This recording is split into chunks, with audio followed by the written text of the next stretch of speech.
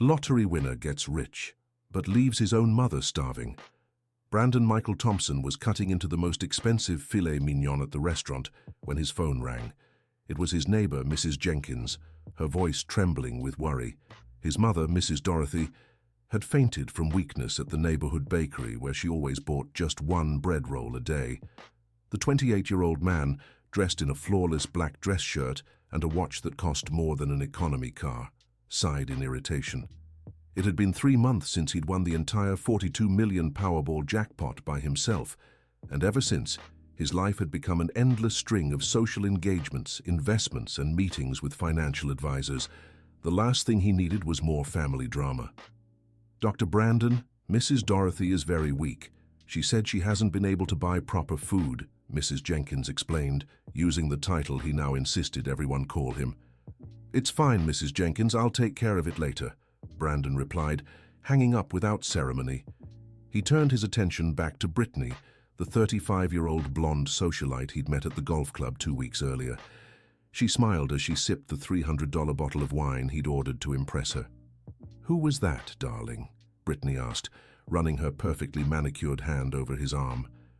"No one important, just some silly problems to deal with," Brandon lied, trying to keep the conversation light. The truth was that Mrs. Dorothy Thompson, now 68, lived alone in the same 2-room shack in the projects where Brandon had grown up. Even with her son being a millionaire, she still survived on a minimum wage pension, collecting cans to make ends meet and eating only 1 meal a day. Brandon hadn't visited his mother since moving into his penthouse in the city's most upscale neighborhood.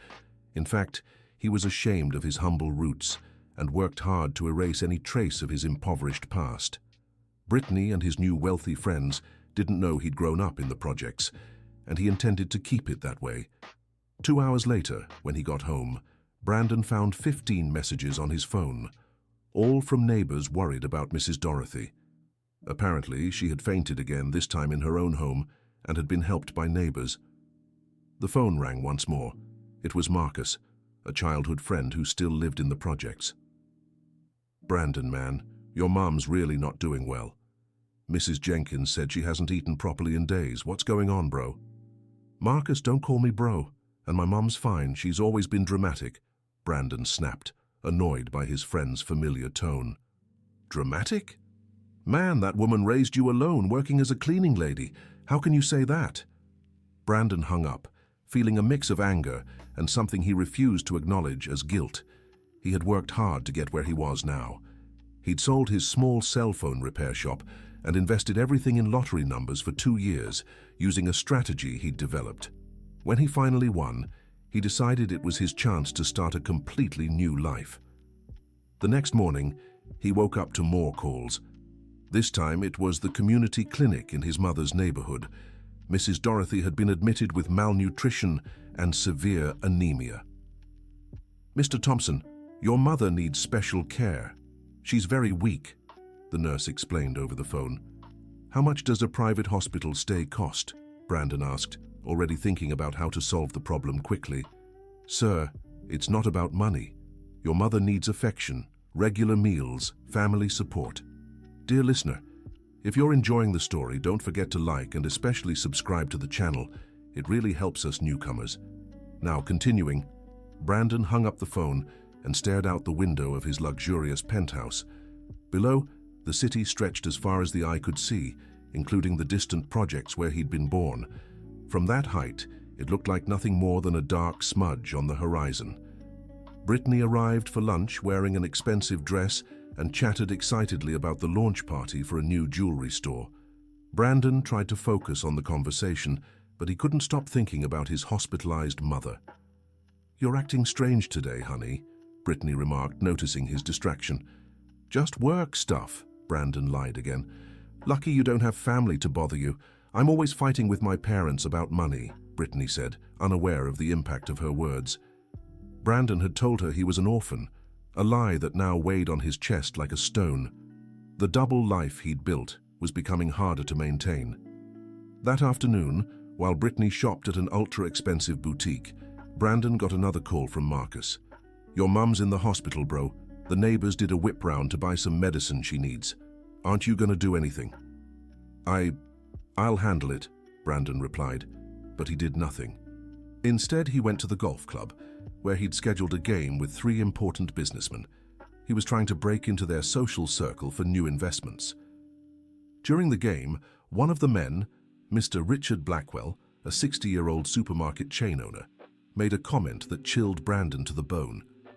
"You know, Brandon, I admire young men like you who make something of themselves, but one thing I always notice is how a person treats their family. It says a lot about someone's character." Brandon forced a smile, feeling cold sweat trickle down his back. Did Mr. Blackwell know something about his mother? "I've always taken good care of my family," Brandon lied, but his voice trembled. "Good to hear. Family is sacred," Mr. Blackwell replied with a piercing look. That night, Brandon couldn't sleep. Every time he closed his eyes, he saw his mother's tired face, her hands calloused from working so hard to raise him alone. He remembered how she'd worked miracles to put food on the table, even earning next to nothing as a cleaning lady. The phone rang at 6 in the morning. It was Mrs. Jenkins, crying. "Dr. Brandon, your mother ran away from the hospital last night. No one knows where she is." Brandon's heart raced. For the first time in months, genuine concern for someone else outweighed his own interests. "What do you mean she ran away? She can't even walk on her own?" "The nurses said she got very upset, saying she didn't want to be a burden to anyone.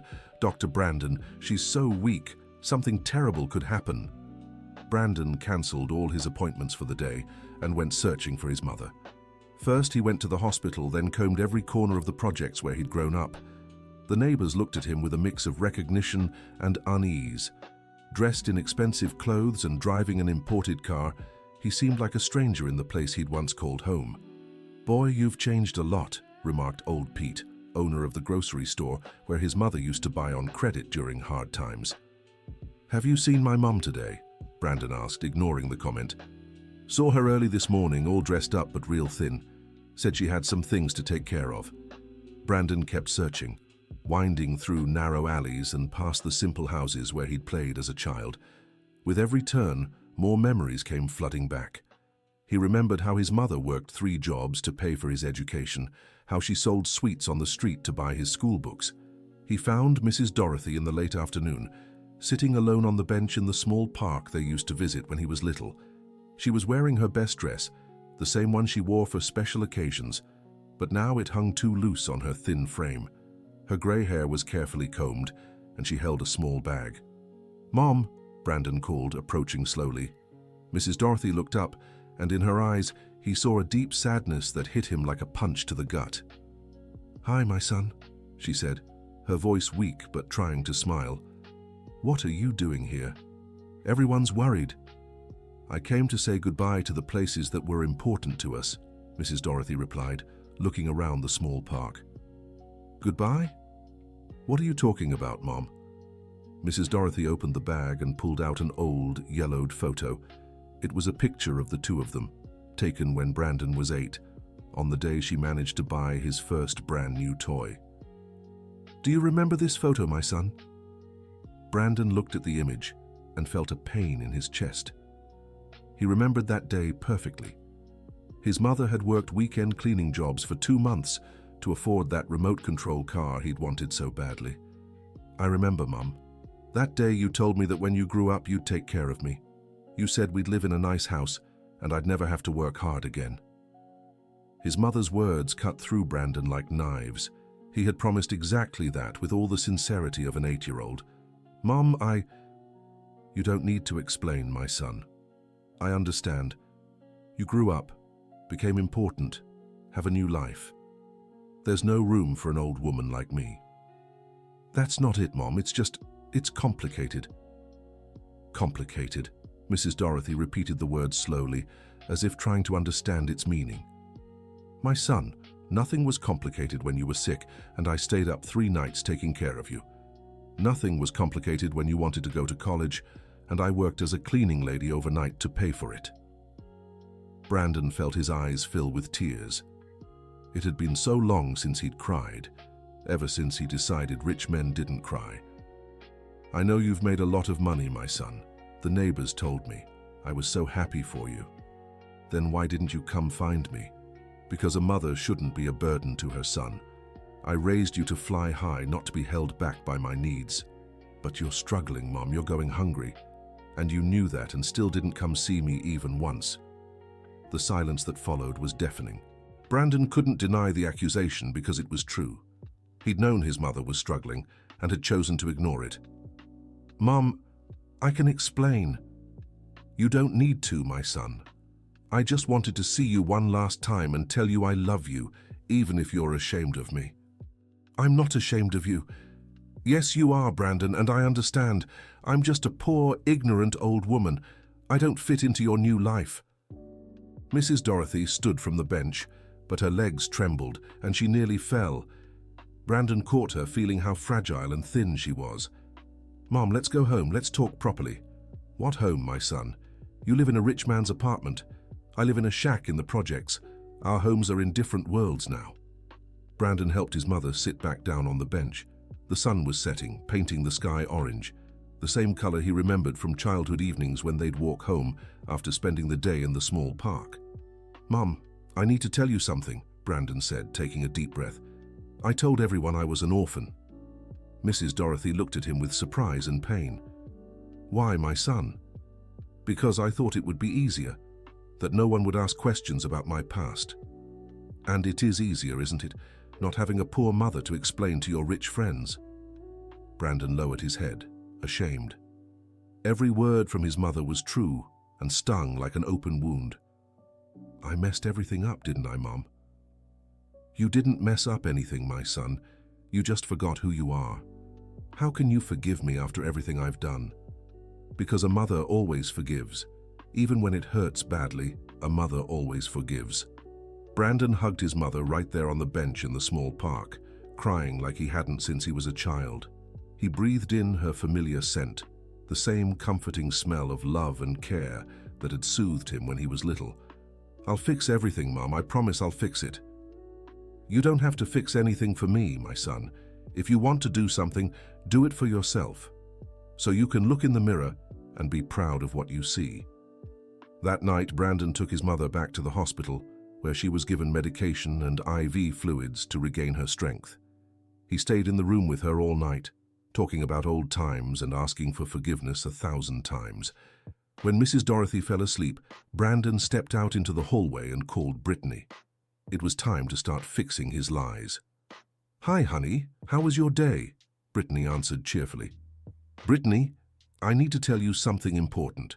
Of course, honey. What is it? I lied to you about my family. My mother is alive and lives here in the city. There was silence on the other end of the line. What do you mean, Brandon? You said you were an orphan. I know I did, but I lied. My mother lives in the projects, and I was ashamed to tell you. The projects? Brittany's voice completely changed tone. Brandon, this is really weird. Why would you lie about something like that? Because I thought you wouldn't want to be with me if you knew where I came from. Look, Brandon, I need to think about this. It's too many lies, too strange. Let's talk later. Brittany hung up, leaving Brandon alone in the hospital hallway. He knew he'd probably lost her, but for the first time in months, that didn't seem like the most important thing in the world. The next morning, the doctors said Mrs. Dorothy could be discharged, but would need special care and proper meals. Brandon immediately hired a private nurse and insisted on personally taking his mother back home. When they arrived at the shack where she lived, Brandon was shocked by the conditions. The fridge was empty. There were only a few packs of instant noodles in the cupboard, and the mattress his mother slept on was old and torn. Mom, you can't stay here like this. This is where I live, my son. This is where I feel at home. But I can buy you a better house. I can buy any house you want. And will you come visit me in that new house? The question caught Brandon off guard. He hadn't really thought about how he'd balance his new life with taking care of his mother. Of course I will, Mom. Every day. Well, maybe not every day, but then I'd rather stay here. Here, I have neighbors who care about me, who knock on my door to check if I'm okay. In a new house far away, I'll be alone, waiting for visits that might not come. Brandon realized his mother was right. There was no point buying her an expensive house if he wasn't willing to truly change his life and priorities. Then I'll fix up this house. I'll make it perfect for you. Only if you promise to come see me often. I promise, Mom. Brandon hired a construction crew, and in a week transformed the two-room shack into a comfortable three-bedroom house with a modern kitchen and a small but lovely backyard. He also filled the fridge and pantry with enough food for months. But the problems were just beginning. On the same day the renovation was finished, Brandon got a call from Brittany. "Brandon, we need to talk. Can you come over to my place?" When he arrived at her apartment, Brandon found Brittany visibly nervous. "Brandon, I talked to some friends about our situation, and they gave me some advice." "What kind of advice?" "Look, everyone thinks you lying about your family is a really bad sign. How can I trust someone who lies about something so basic?" "Brittany, I already explained why I lied, and now I'm trying to fix everything. But there's more. My friends found out where your mom lives." "Brandon, it's the projects. How do you expect me to introduce my family to someone whose mother-in-law lives in the projects?" Brittany's words hit Brandon like a slap in the face. He realized she was saying exactly what he himself had thought for months. "Brittany, you're talking about my mother." "I know, but you have to understand my position. My parents are important people in society. They'll never accept this." "So you're breaking up with me?" "I think it's for the best. It was good while it lasted, but now our social differences are too clear." Brandon left Brittany's apartment feeling a mix of anger and relief. Anger at being rejected, but relief at realizing what kind of person she really was.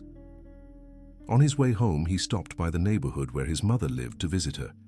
He found Mrs. Dorothy in the backyard, watering some flowers she had planted. "How are you feeling today, Mom?" "Much better, son. The nurse you hired is very attentive." "That's good." "Mom, I broke up with Brittany." "Why?" Brandon told his mother the whole conversation, including the comments about her being from the projects. He expected Mrs. Dorothy to be hurt, but she just smiled sadly. "My son, you can't blame that girl. She only said what you yourself thought about me." "That's not true, Mom." "Yes, it is, Brandon. If you didn't think that way, you wouldn't have lied about me to her from the start." Once again, his mother was right, and that hurt more than any insult. "Mom, I want to change. I want to be a better person." "Then change, my son, but really change, not just in words." In the following days, Brandon started visiting his mother's house regularly. He had breakfast with her, ate lunch in the new kitchen, and whenever he could, spent the afternoon chatting in the backyard. The neighbors, who at first eyed him with suspicion, began greeting him normally. Marcus, his childhood friend, came to visit one afternoon. "Man, what a change. You're starting to look like the old Brandon again." "How so?" "More human, more down to earth. That stuck-up guy who came here last month didn't even seem like you." Brandon realized Marcus was right. He felt more like himself than he had in months, but life wasn't easy. His new, rich friends began distancing themselves when they found out about his humble background. Mr. Richard Blackwell, whom he admired so much, stopped returning his calls. The investment opportunities that seemed certain began falling apart. One morning, Brandon was having coffee with his mother when she asked a question that caught him off guard. "My son, do you regret acknowledging me publicly?" "Why do you ask that?" "Because I see you sad. I see you've lost friends, lost opportunities, and I know it's because of me." "Mom, it's not—" "Brandon, look at me," Mrs. Dorothy interrupted, holding her son's face. "If you're having regrets, there's still time to back out. I can walk out of your life again." "Never," Brandon answered firmly, surprising even himself. "I don't want a life without you anymore, and if people can't accept me for who I am, with my family and my story, then they don't deserve to be in my life." Mrs. Dorothy smiled, and it was the most beautiful smile Brandon had seen in a long time. "Now that's the son I recognize." That afternoon, Brandon made an important decision. He called all his old social contacts and arranged a lunch at an upscale downtown restaurant. When he arrived, 5 people were waiting. 3 businessmen he'd met at the golf club, a socialite friend of Brittany's, and an investment broker. "Brandon, what a surprise," said the broker. "We've been trying to reach you for weeks." "I know, and that's exactly what I want to talk about." Brandon took a deep breath and continued. "I called you here to clear up some things about my life. You've probably heard rumors about my family and where I come from." The guests exchanged uncomfortable glances. "I grew up in the projects. My mother was a cleaning lady her whole life and raised me alone. A few months ago, I won the lottery and, shamefully, tried to hide my past. I even lied and said I was an orphan." The silence at the table was deafening. "But now I want you to know the truth. I'm the son of Mrs. Dorothy Thompson, a simple but honorable woman who worked her whole life to give me dignity. And I'm proud of that." One of the businessmen cleared his throat. "Brandon, we've heard those rumors. And what do you think?" "Look, man, you know how society is. Unfortunately, people judge a lot by background." "I understand," Brandon cut in. "Then I think our society needs to change, and I'll start with myself." He stood up, left money for the bill, and walked out, feeling lighter than he had in months. When he got to his mother's house, he found her chatting with Mrs. Jenkins at the gate. "How was your meeting, son?" "I found out who my real friends are, Mom." "And how many are there?" "For now, just you. But I think it's a good start." Mrs. Dorothy laughed, and the sound warmed Brandon's heart. Dear listener, if you're enjoying the story, don't forget to like and subscribe to the channel. It really helps us newcomers out. Now, back to the story. In the following weeks, Brandon devoted himself completely to rebuilding his relationship with his mother and his roots. He returned to the projects where he'd grown up, reconnected with old friends and neighbors, and gradually remembered who he truly was. One day, while helping Mrs. Dorothy tend to the backyard flowers, she said something that surprised him. "You know, son, there's one thing that's always bothered me since you won that money." "What is it, Mum?" "You never asked me what I'd want to do with it." Brandon stopped watering the plants and looked at her. "What do you mean?" "You decided you'd buy me a house, renovate this one, hire a nurse, but you never asked what I dreamed of doing if I had money." "And what did you dream of doing?" Mrs. Dorothy smiled with a sparkle in her eyes Brandon hadn't seen in years. "I've always dreamed of opening a daycare for the kids in this neighborhood, a place where working mums could leave their children safely with care and good food." "A daycare?" "Yes. I know it might seem silly to someone with so much money, but it's not silly at all, Mum. It's a wonderful idea." "You really think so?" "Of course, and we can start tomorrow. How about we look for a lot nearby?" Mrs. Dorothy's excitement was contagious. She began talking about all the details she had imagined: a colorful playground, cheerful classrooms, a kitchen where she could prepare nutritious meals for the children. "Mom, you've thought of everything down to the smallest detail." "Son, a mother who's worked her whole life knows exactly what other working mothers need." Brandon was moved by his mother's wisdom and generosity. While he had spent money on frivolous things to impress people who weren't worth it, she dreamed of using their resources to help others. The next day, they started looking for suitable land for the daycare. They found the perfect spot, a large lot on a busy street in the neighborhood, close to a public school. "This place is ideal, Mom. What do you think?" "It's perfect, my son. We can do exactly what I imagined." Brandon bought the land that same week and hired a construction company to design the daycare. Mrs. Dorothy was involved in every detail of the planning, from choosing the wall colors to arranging the furniture. As they oversaw the construction, Brandon noticed how respected his mother was in the community. All the neighbors stopped to greet her, ask about her health, and praise the daycare initiative. "Mrs. Dorothy, you're a blessing to this neighborhood," said Mrs. Parker, a neighbor with 3 young children. "Oh, Mrs. Parker, I just want to help a little." "A little? You're solving the problem for every working mom around here." Brandon watched these moments with growing pride for his mother. She was loved and respected by people who truly mattered, people who didn't care about money or social status but about character and kindness. 3 months later, the daycare was almost ready. Brandon had invested a considerable amount of his lottery winnings into the project, but he didn't regret it at all. On the contrary, he felt he was finally using the money in a way that made sense. One morning, while visiting the construction site, Mrs. Dorothy had an idea. "My son, What if we threw an opening party? We could invite the whole neighborhood, have a barbecue in the daycare's backyard. Of course, Mom. Let's throw the best party this neighborhood has ever seen. They spent 2 weeks organizing the event. Brandon hired a local band, bought enough food to feed hundreds, and ordered a giant cake shaped like a school. On opening day, the turnout was incredible. It seemed like the entire neighborhood had shown up. Kids ran around the new playground, parents chatted excitedly about having a safe place to leave their children, and everyone praised Mrs. Dorothy's initiative. Brandon was helping serve soda when he heard someone call his name. He turned and saw Marcus approaching with a huge smile. "Dude, what an amazing thing you and your mom did here. It was her idea, not mine. But you paid for it all, right? Bro, everyone here's saying you're the coolest guy they've ever met." Brandon smiled, feeling a satisfaction unlike anything he'd experienced with the money so far.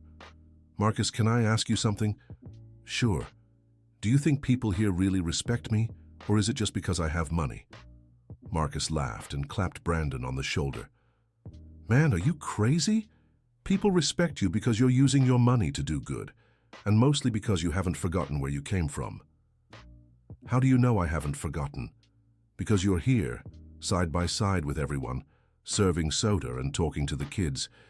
If you'd forgotten your roots, you'd be at some golf club right now." Marcus's words made Brandon reflect on how much his life had changed in the past few months. He truly felt happier and more fulfilled than when he used to frequent expensive social circles.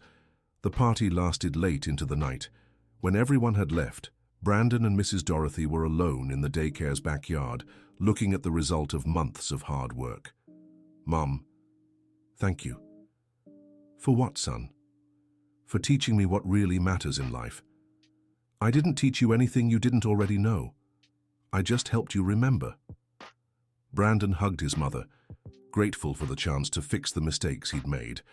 The following Monday, the daycare officially opened. Mrs. Dorothy had hired 3 teachers from the community itself and a cook she'd known since childhood. The space could accommodate 40 children, and on the very first day, every spot was filled. Brandon made sure to visit the daycare every day. He watched his mother interacting with the kids, helping with activities, talking to the parents, and he could see how radiant she was. "Mrs. Dorothy, you're a born director," one of the teachers remarked. "All I know is that children need love and good food," Mrs. Dorothy replied with a smile. A month after the opening, Brandon got an unexpected call. It was Mr. Richard Blackwell, the golf club businessman who had stopped taking his calls. "Brandon, how are you?" "I'm well, Mr. Blackwell. Surprised to hear from you." "Look, I know we drifted apart, but I wanted to talk to you about something." "Of course, go ahead." "I heard about the daycare you and your mother opened. It's a beautiful project." "Thank you." "Brandon, I'd like to meet your mother in person. Could you both join me for lunch tomorrow?" Brandon was confused. Why did Mr. Blackwell, who had distanced himself after learning about his humble background, now want to meet his mother?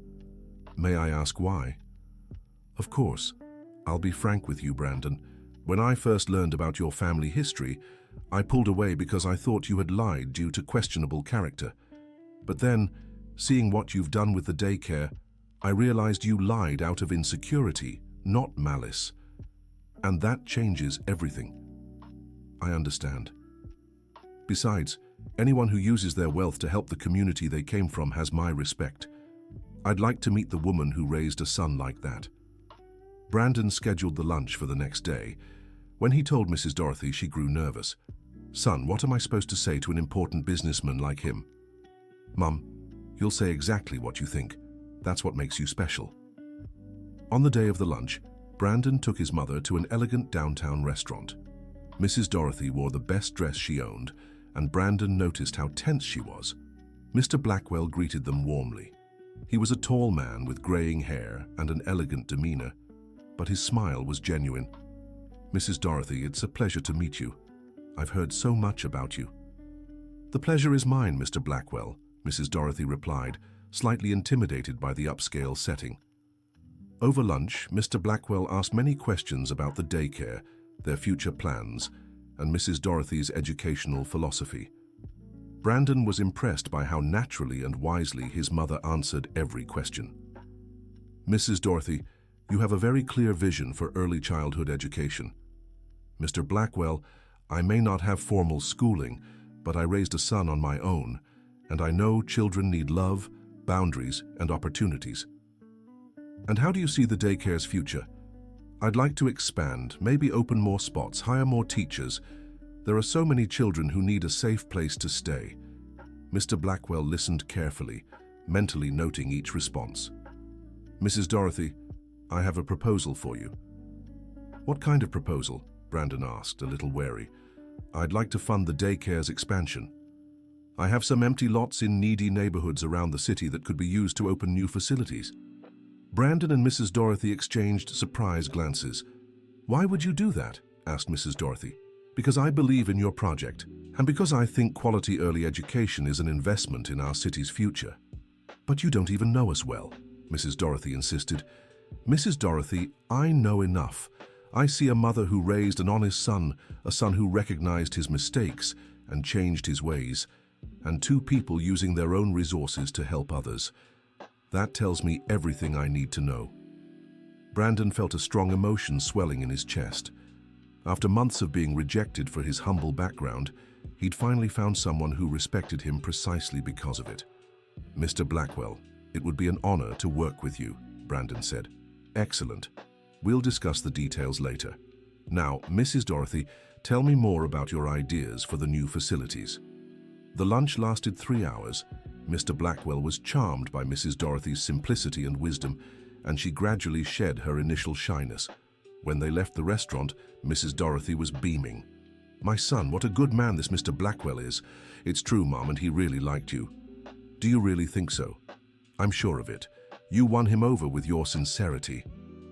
2 weeks later, Brandon and Mr. Blackwell signed a partnership agreement. The businessman would provide the land and partial funding for 3 new daycare centers, while Brandon and Mrs. Dorothy would handle management and operations. The news spread quickly through the neighborhood. Everyone was talking about the project's expansion and the partnership with a respected city businessman. Mrs. Dorothy, you're going to become a famous businesswoman, joked Mrs. Parker. Oh, Mrs. Parker, I just want to take care of the children. But Brandon knew his mother was happy with the recognition. She deserved all the admiration she was getting. Over the following months, they worked tirelessly to open the new facilities. Brandon discovered he had a talent for administrative management, while Mrs. Dorothy focused on education and family relations. The second daycare opened in an outlying neighborhood on the south side, the third in an underserved community on the east side, the fourth in a public housing complex on the north side. Each opening was a celebration for the local community. Brandon and Mrs. Dorothy made sure to be there, to meet every family, to understand each area's specific needs. Son, have you noticed how every neighborhood has its own quirks? Mrs. Dorothy observed after the third opening. How so, Mum? On the south side, mothers leave very early for work downtown. On the east side, many work nights. On the north side, the bigger issue is feeding the kids on weekends. Brandon was impressed by his mother's insight. She truly understood the community's needs because she'd lived through the same struggles. A year after the first opening, they had 4 daycares running, serving over 160 children. The project had become a citywide model for community early education. Brandon was in his apartment, preparing financial reports for the daycares, when the intercom buzzed. It was Mrs. Jenkins. Dr. Brandon, there are some people here from the TV station wanting to talk to you and Mrs. Dorothy. From TV? Yes. They say they want to do a story about the daycares. Brandon went downstairs to find a news crew from the city's main television channel. The reporter was a friendly, professional, middle-aged woman. Mr. Brandon, good morning. I'm Jessica Reynolds, a reporter for City News Network. We'd like to do a story about your social project. What kind of story? A feature on private initiatives making a difference in early childhood education. Your project caught our attention because of its reach and results. Brandon was torn. On one hand, he wanted to promote the work they were doing. On the other, he worried the exposure might bring problems. Can I talk to my mom before giving you an answer? Of course, but I can tell you now it would be a very positive piece. We want to show how ordinary people can create big social change. Brandon went to Mrs. Dorothy's house to tell her about the TV proposal. "What do you think, Mom?" "I think it could be good for spreading the word about the daycare centers. More people will learn about it, and maybe more children can benefit." "But aren't you afraid of the attention?" "Afraid of what, son? We're not doing anything wrong, quite the opposite, we're doing good." Brandon agreed with his mother. They scheduled the filming for the following week. On the day of the report, the TV crew visited all 4 daycare locations. They filmed the children playing, the teachers working, and parents dropping off and picking up their kids. The reporter interviewed several mothers who used the daycare services. "Mrs. Dorothy's daycare changed my life," said one mother of 2. "Now I can work in peace knowing my kids are safe and well cared for." "My son learned to read here at the daycare," shared another mother. "The teachers are so dedicated." "Mrs. Dorothy is like a grandmother to all the kids here," added a third mother. "She knows every child by name, remembers what they like, and never forgets a birthday." Brandon was moved by the testimonials. He knew his mother was special, but seeing the impact she had on so many families filled him with a pride he'd never felt before. The reporter also interviewed Mrs. Dorothy and Brandon. "Mrs. Dorothy, how did the idea for the daycares come about?" "I always dreamed of helping other mothers like me. When my son won the lottery, I thought it was our chance to do something good for others." "And how did the community react?" "People were so happy. Everyone here knows that well-cared-for children are the future of the neighborhood." "Brandon, how do you feel seeing the results of this project?" "It's fulfilling in a way money alone could never bring. Seeing that we're truly changing lives is indescribable." "Do you have plans to expand further?" "God willing, and if the community needs it, there's always room to grow," Mrs. Dorothy replied.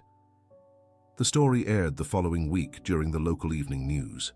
Brandon and Mrs. Dorothy watched it together in her living room. The 15-minute piece covered every aspect of the project: the modern facilities, the happy children, the emotional testimonials from parents, and above all, the genuine love Mrs. Dorothy showed for each child. "Mom, you were perfect in the interview." "You think so, son? I was so nervous." "You didn't show it at all. You spoke from the heart, and that came through on TV." The day after the report aired, Brandon's phone wouldn't stop ringing. People wanted to learn about the project, other business owners sought partnerships, and mothers from other neighborhoods asked if new locations would open. "Son, I think our lives are about to change again," Mrs. Dorothy remarked, seeing the flood of calls. "For the better, Mom. This time, for the better." Among the calls, one stood out to Brandon. It was from a woman named Rachel Williams, a social worker from City Hall. "Mr. Brandon, I work in the Department of Education at City Hall. We saw the report about the daycare centers and were very impressed with your work." "Thank you. We'd like to discuss a possible partnership between the City Hall and your project. We have several underserved neighborhoods that could benefit from daycares like yours." Brandon was excited about the possibility. A partnership with the City Hall would mean resources to expand the project much further. "It'd be great to talk about this. Can we schedule a meeting for next week?" Brandon set up the meeting and rushed to share the news with his mother. "Mom, the City Hall wants to partner with us." "That's wonderful, son, but everything has to be discussed carefully. We can't compromise the quality of care." "Of course, Mom. You'll come with me to the meeting. I won't make any decisions without consulting you." The meeting at City Hall was very productive. The Department of Education proposed a partnership where they would provide land and partial funding for 10 new daycare centers, while Brandon and Mrs. Dorothy would be responsible for management and maintaining quality standards. "It's a very good proposal," said the Education Secretary. "You'd have full autonomy to hire staff and define the teaching methodology." "And what would our part be?" Brandon asked. "You'd continue investing some of your own resources and ensure the standard of care is maintained across all locations." Mrs. Dorothy asked several technical questions about meals, teaching materials, and criteria for hiring teachers. Brandon was impressed by how much his mother had learned about educational management in just 1 year. "We need some time to think about the proposal," Brandon said. "Of course, but I can say we're very interested. Your model is exactly what the city needs." After leaving City Hall, Brandon and Mrs. Dorothy went for coffee to discuss the proposal. "What do you think, Mom?" "I think it's a chance to help many more children, but I'm afraid growing too fast might make us lose control of quality." "You're right. Maybe we could suggest starting with 5 daycares instead of 10. "That's a good idea.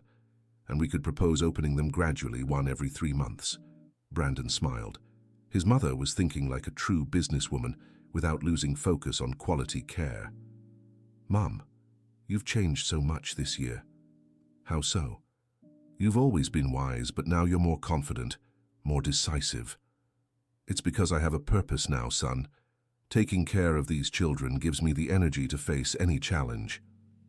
They finalized the partnership with City Hall, incorporating their suggested changes. The project would expand gradually, with 5 new daycares opening over 18 months.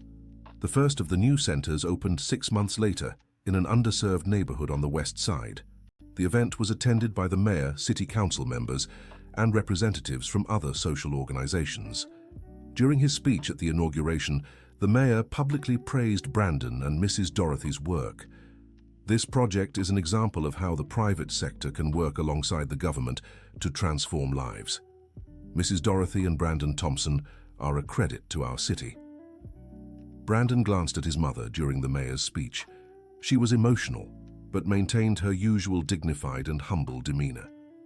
After the official ceremony, there was a celebration with families from the neighborhood. Children played on the new playground, while parents chatted excitedly. "Mrs. Dorothy, you're our hero," said one mother, holding a child in her arms. "Oh, honey, I'm just doing what any mother would do." "No, Mrs. Dorothy, you do so much more than that. You take care of everyone's children as if they were your own grandchildren." Brandon watched these interactions with a sense of fulfillment he had never experienced before. All the money in the world couldn't buy the feeling of making a difference in so many lives. At the end of the day, as they were heading home, Mrs. Dorothy made a comment that touched Brandon's heart deeply. "My son, do you remember when you were little and told me one day you'd take care of me?" "I do, Mom. I always thought you taking care of me meant giving me a home, food, comfort, but now I understand you're caring for me in a much more special way." "How so?" "You're helping me fulfill my dreams. You're giving me the chance to make a difference in the world. That's far more valuable than any material comfort." Brandon felt his eyes well up with tears. His mother was right. They were taking care of each other in a way that went far beyond money. "Mom, I'm the one who should thank you. You taught me the true meaning of wealth." "And what is the true meaning of wealth, my son?" "It's being able to use it to do good, to share with those in need, to make dreams come true that benefit others, not just ourselves." Mrs. Dorothy smiled and held her son's hand. "Now you finally understand what it means to be truly rich." 2 years after the first daycare opened, Brandon and Mrs. Dorothy were managing 9 locations across the city. The project served over 360 children and employed 45 people from the community itself. Brandon had become a completely different person from the young man who had won the lottery. He lived in a comfortable but modest apartment, drove a nice but understated car, and wore elegant yet simple clothes. More importantly, he had reconnected with his roots in a healthy way. He visited his mother every day, maintained genuine friendships with people from different walks of life, and used his wealth thoughtfully and generously. One morning, as they reviewed the monthly reports from the daycares, Mrs. Dorothy asked a question that caught Brandon off guard. "My son, do you miss the life you had before?" "What life, Mum?" "That life of parties, expensive restaurants, rich friends." Brandon thought for a moment before answering. "No, Mum, that wasn't my real life. It was a fantasy I was living." "And how do you know?" "Because back then, I had to pretend to be someone else to be accepted. Now I can be myself and still feel accepted and respected." "And you don't miss the money we've spent on the daycares?" Brandon laughed. "Mom, I still have more money than I could spend in several lifetimes. The difference is now I use it in a way that makes me proud." "Do you think you made the right choice?" "I'm absolutely certain. And you?" "I've never been happier in my life, my son. Seeing these children grow up healthy and educated is the greatest gift I could ever receive." That afternoon, they visited the oldest daycare, the first one they had opened. They met some of the first children they had cared for, now older and more confident. "Aunt Dorothy!" a 5-year-old girl shouted, running to hug Mrs. Dorothy. "Hi, my princess! Look how big you've gotten!" "Auntie, did you see I can write my whole name now?" "Of course I did, sweetheart. You're so smart." Brandon watched these moments with a mix of pride and gratitude. His mother was loved by hundreds of children she had helped raise and educate. As they left the daycare, they walked down the neighborhood's main street. It was amazing how much the place had changed in the last 2 years. Fewer children were on the streets during work hours, more mothers were able to work without worry, and there was an overall sense of hope and progress. "Mom, do you see how different this neighborhood is now?" "I sure do, son. And it's not just because of the daycare centers. It's because when a community comes together around a good project, everything improves." "How so?" The mums who used the daycares got to know each other and formed friendships. The dads organized to fix up the park. The local business owners teamed up to make the streets safer.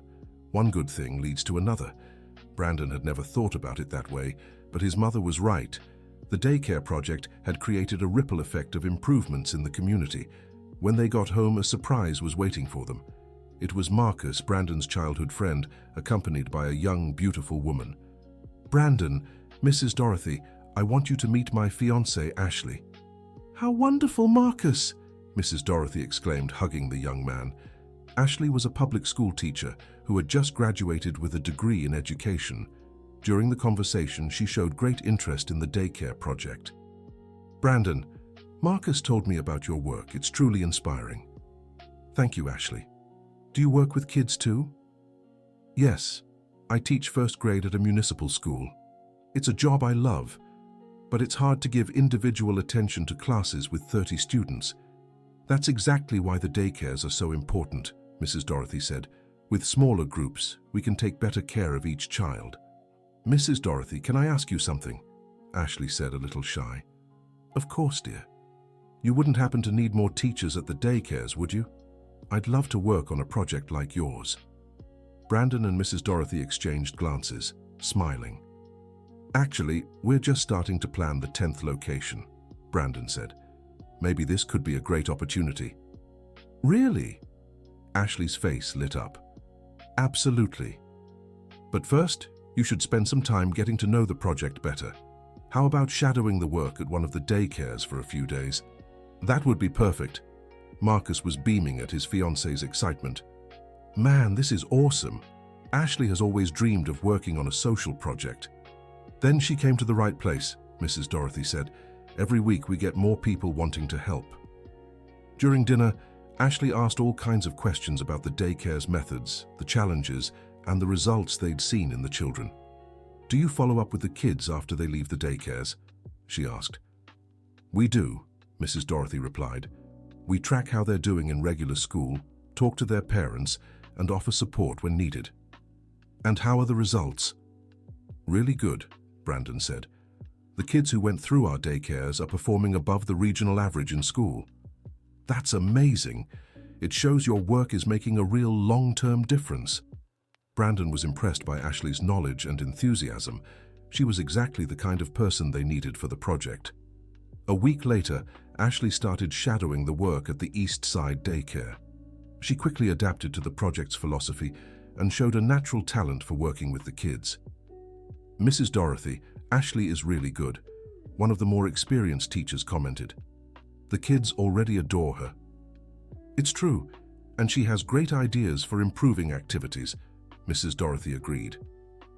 At the end of the trial month, Brandon and Mrs. Dorothy sat down with Ashley. "Ashley, what did you think of the work here?" Brandon asked. "I fell in love with the project. It's exactly the kind of work I've always wanted to do. And we loved your work too," Mrs. Dorothy said. "Would you like to be the educational coordinator for the 10th daycare?" "Really?" Ashley was emotional. "Of course I would." "Wonderful. The new unit will open in a neighborhood on the north side, in a very underserved community. It's going to be a challenge. I love challenges, especially when it's about helping children." The hiring of Ashley marked the beginning of a new phase for the project.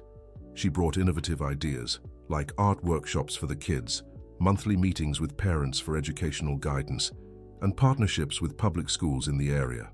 "Mom, Ashley is revolutionizing our work," Brandon commented after a meeting where she had presented several proposals. "It's true.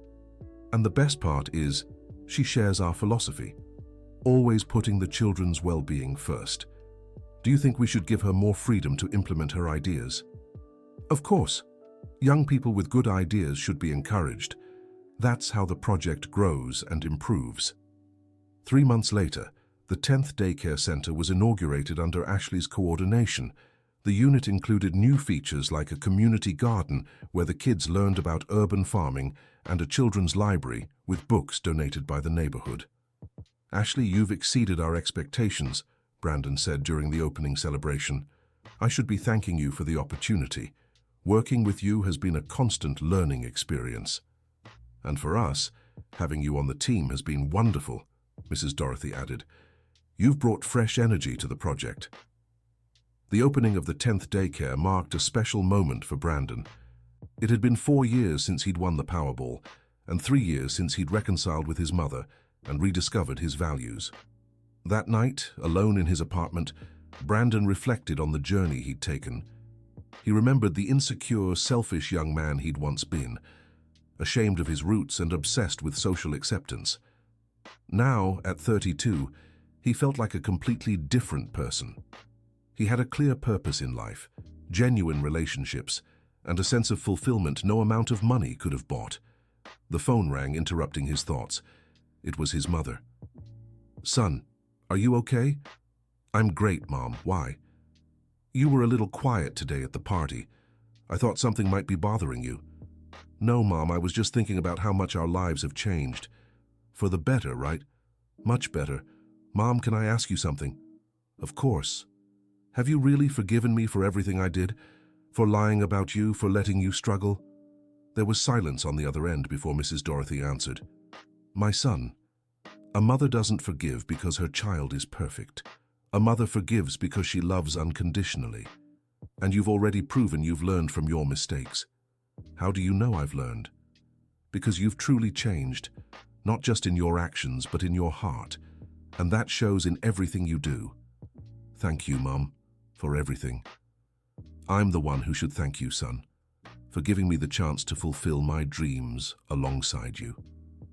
After hanging up, Brandon stepped out onto his apartment balcony. From up there, he could see the city lights stretching to the horizon. Somewhere below were the 10 daycare centers he and his mother had built together. The next day, Brandon woke up with a new idea. For months, he'd been thinking about expanding the project beyond daycares, maybe creating programs for older kids or teenagers. He called his mother to share the idea. "Mom, what do you think about creating a community center for teenagers?" "What kind of center?" "A place where kids can go after school, take vocational courses, get career guidance, play sports." "That's an interesting idea, son. A lot of teenagers in the neighborhood have nothing to do after class." "Exactly. And if they have a structured place to go with productive activities, maybe we can keep them from getting involved with bad things." "Have you thought about where this center could be?" "Not yet, but we can talk to Mr. Blackwell and City Hall. Maybe they'd be interested in supporting it. Let's set up a meeting to discuss the idea properly."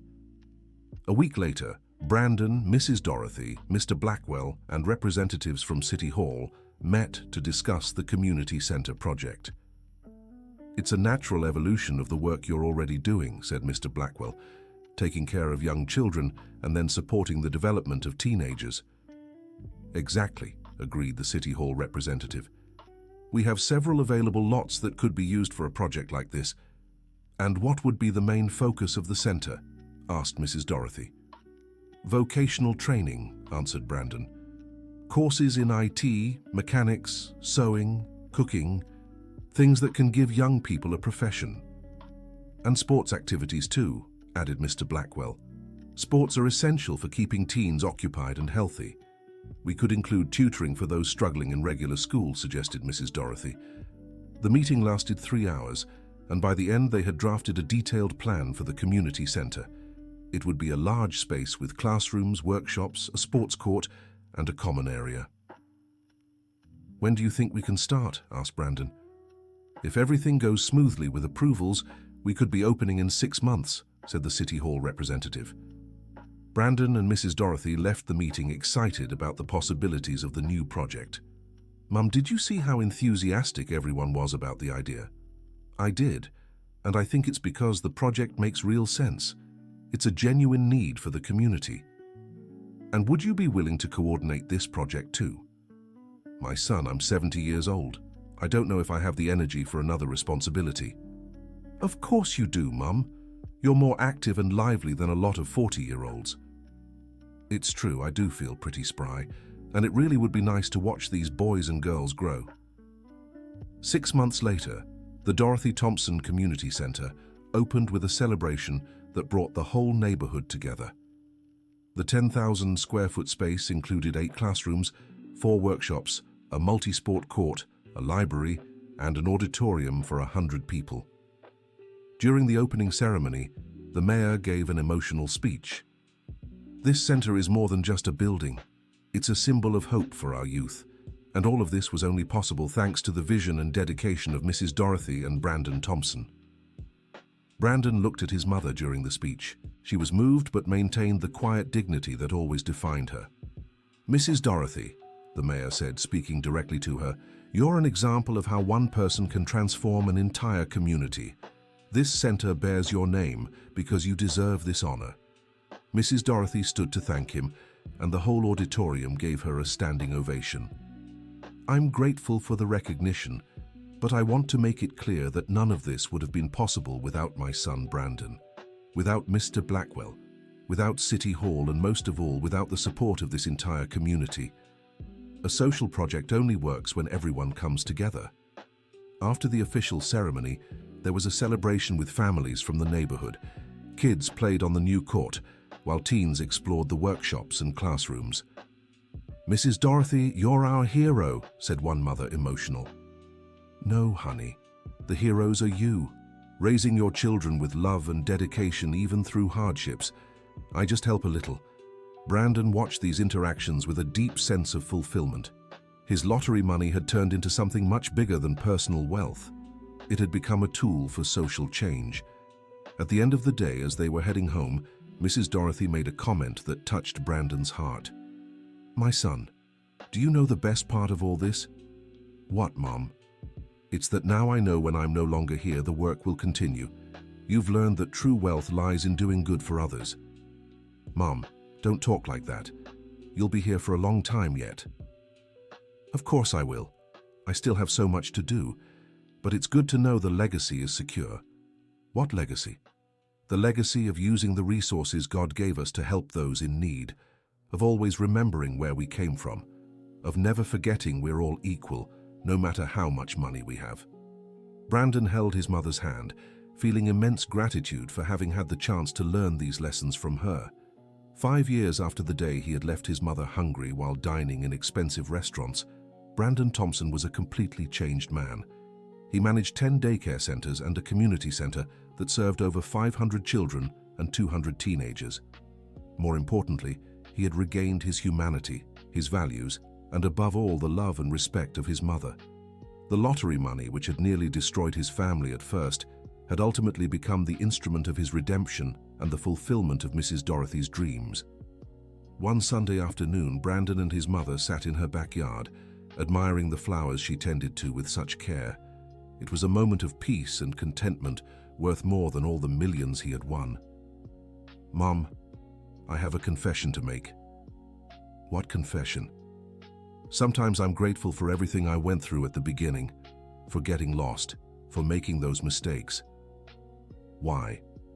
"Because if I hadn't messed up, maybe I'd never have learned what truly matters in life. Maybe I'd never have discovered the joy of doing good. And what's the greatest joy in doing good? It's seeing that our lives have purpose. It's knowing we're leaving the world a little better than we found it." "And do you think we've managed that?" Brandon looked around, thinking of the hundreds of children who had benefited from the project, the families who could work in peace, knowing their kids were well cared for, the teenagers learning trades and building a better future. I'm sure we have, Mom. And the best part is, this is just the beginning. Mrs. Dorothy smiled, the same smile that had comforted Brandon when he was a child, the same smile that now comforted hundreds of other children every day. Then our mission is complete, my son. What mission? The mission of using our wealth to multiply love in the world. Because in the end, that's what remains, the love we give and the good we do. Brandon hugged his mother there in that flower-filled yard, knowing he had finally found the true meaning of wealth. It wasn't in what you could buy, but in what you could give. Not in what you could hoard, but in what you could share. And for the first time since winning the lottery, Brandon felt truly rich. The end of the story. Dear listener, if you're enjoying the story, please take a moment to like and especially subscribe to the channel. It helps us a lot as we're just starting out. Now continuing, tell us what you thought of Brandon and Mrs. Dorothy's story. Do you think Brandon made the right choices in the end? How would you feel in his place, having to choose between social status and family? We'd love to read your thoughts in the comments. Thank you so much for being with us. Don't forget to leave your like and, most importantly, subscribe to the channel so you don't miss other heartwarming stories like this one.